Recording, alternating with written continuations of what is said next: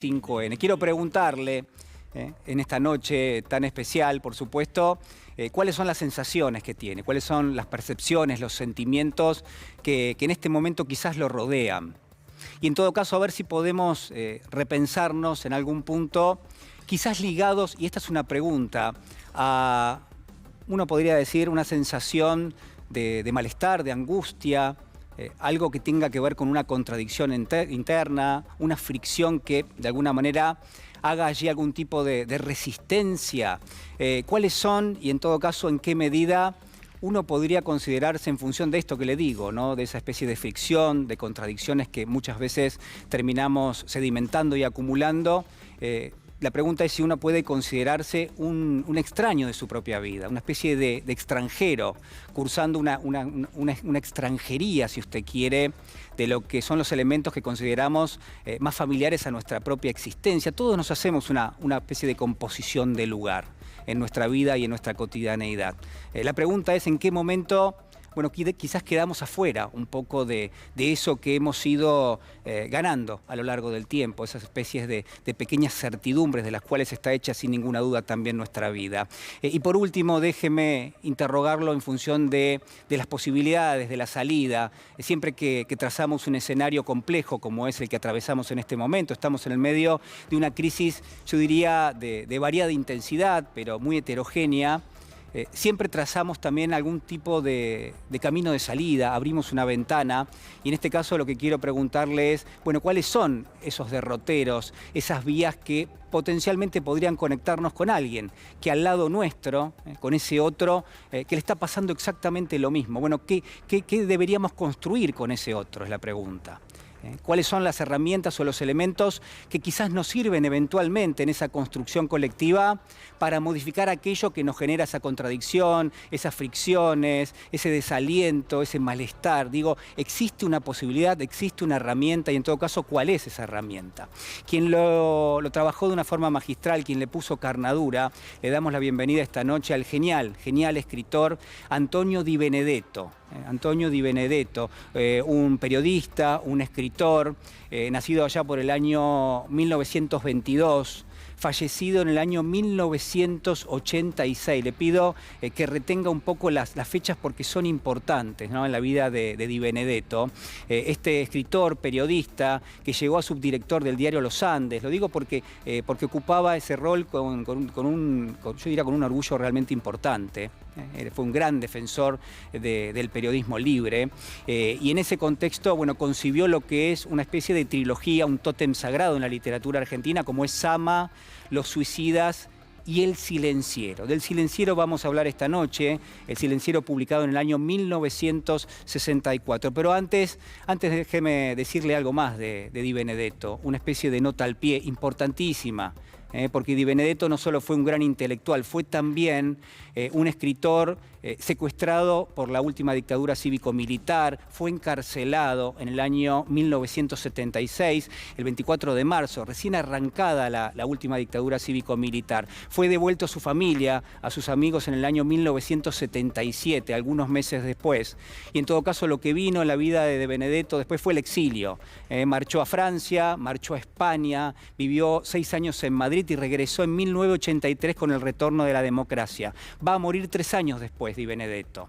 Y quienes lo trataron, quienes lo acompañaron a lo largo de esos años, lo que testimonian es que Di Benedetto nunca pudo recuperarse. ¿De qué?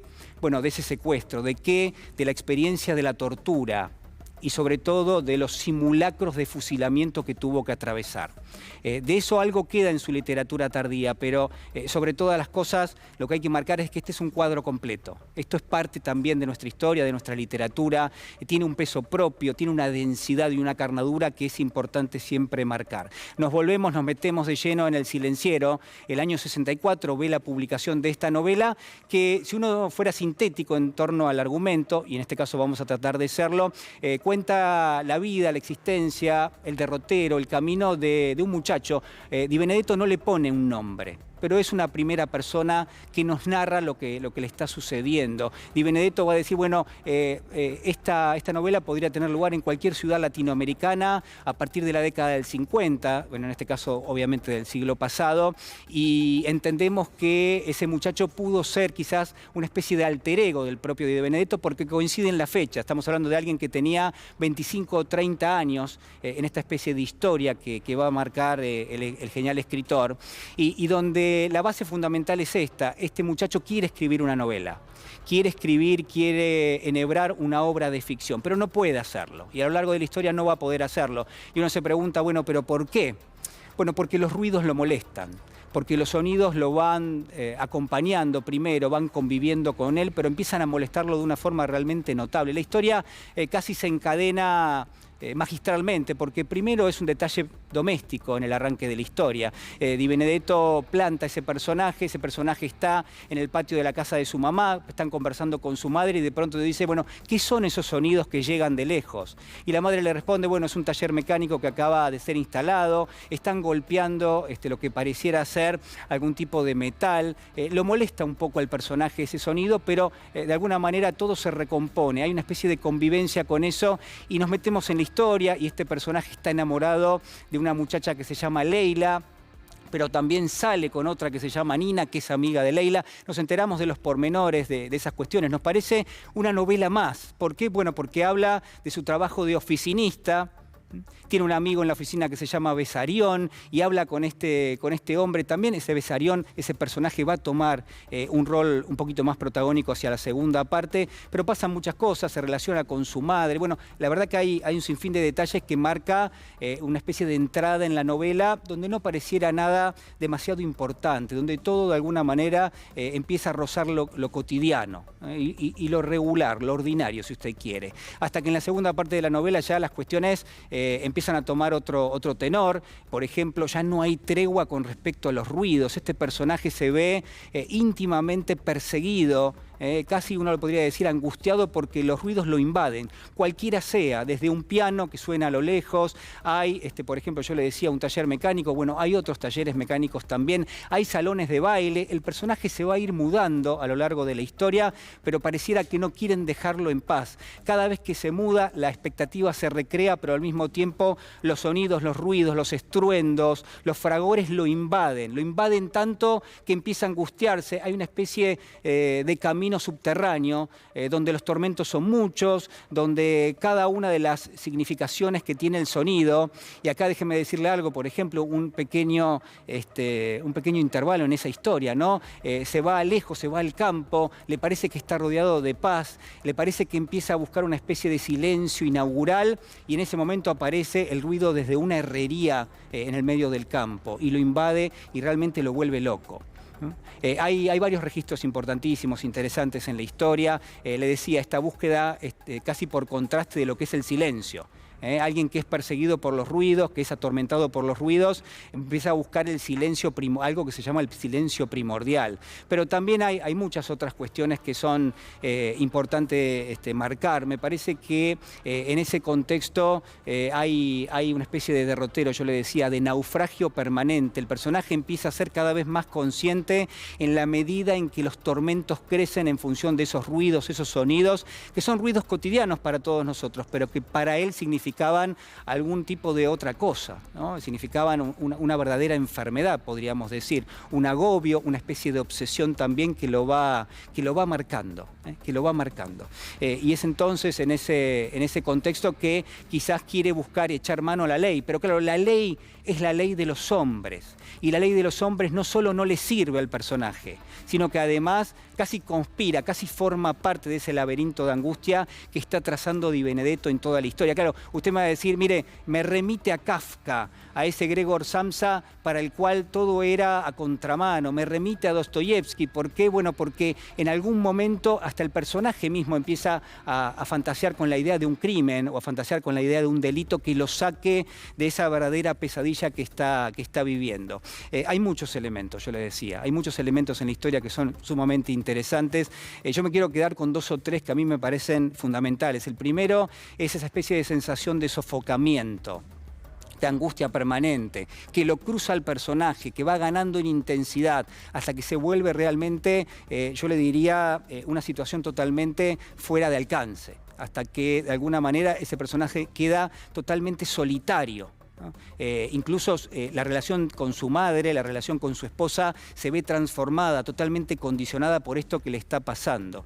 Hay otro elemento que es cómo se descompone a su alrededor justamente aquello que conformaba su cotidianeidad. Lentamente, y Di Benedetto lo hace de una forma magistral, hay una especie de corrimiento, hay una especie de quitarle pequeños detalles que era algo que lo sostenía, que era su red de contención en lo social, en lo económico, y Di Benedetto lentamente le va sacando cada uno de esos respaldos, de esa pequeña red, lo hace magistralmente, casi no se nota, pero el personaje empieza a estar totalmente despojado. Pero si hubiese algo que quiero marcar esta noche, que quiero subrayar, es esa especie de casa tomada.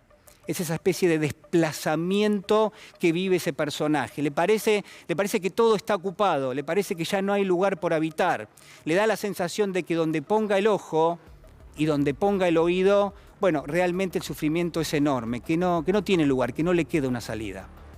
Y es en ese punto que yo le digo que esa especie de naufragio que va marcando Di Benedetto, bueno, tiene un final, por supuesto, y por supuesto no es un final feliz. La pregunta que quiero hacerle esta noche es si de alguna manera cada uno de estos registros que yo estoy compartiendo con usted, si uno no puede ver en nuestra cotidianeidad, en aquellos que conocemos, en las familias, en los amigos, en las referencias que tenemos en nuestra sociedad, si no podemos ver algo de eso, si no hay una especie de sálvese quien pueda, si no hay una especie de quedarse solo, si no hay una ruta individualista marcada por el propio sistema, este sistema económico que nos hace justamente individualistas y que al mismo tiempo nos va desplazando de nuestras pequeñas seguridades, de nuestras pequeñas certezas que supimos conseguir, de nuestros derechos en algún punto, y si lo que nos está mostrando, como le mostraba ese ruido, ese sonido, ese fragor, ese estruendo a este personaje del silenciero, si lo que nos está mostrando el sistema es que ya no se puede más.